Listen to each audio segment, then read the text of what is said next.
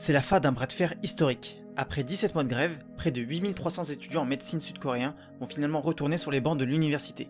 Une décision confirmée lundi par l'association médicale coréenne, même si aucune date précise n'a encore été donnée. Comment est-on arrivé là? On vous explique. En attendant, abonne-toi pour plus de contenu sur la vie étudiante. Tout a commencé quand Yoon Sung-yeol, alors président de la Corée du Sud, a annoncé un projet explosif augmenter drastiquement le nombre de places en faculté de médecine. L'objectif affiché, former plus de médecins pour faire face au vieillissement de la population et soulager un système de santé sous tension. Mais cette mesure a provoqué un tollé chez les jeunes médecins et les étudiants, qui refusent que leur qualité de formation baisse, car former plus de médecins, c'est risquer de former des médecins moins compétents.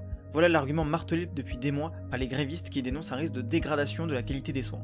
Pourtant, dans la société coréenne, la réforme était largement soutenue, beaucoup accusent des médecins de défendre avant tout leurs revenus élevés et leur statut social privilégié.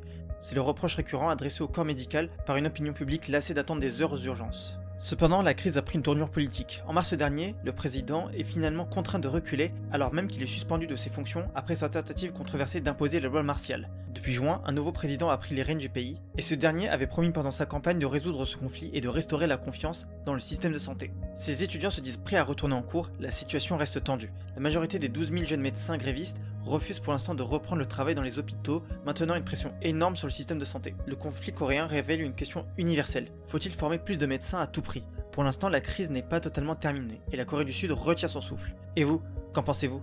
Dites-le nous en commentaire et abonnez-vous pour plus d'actu étudiante.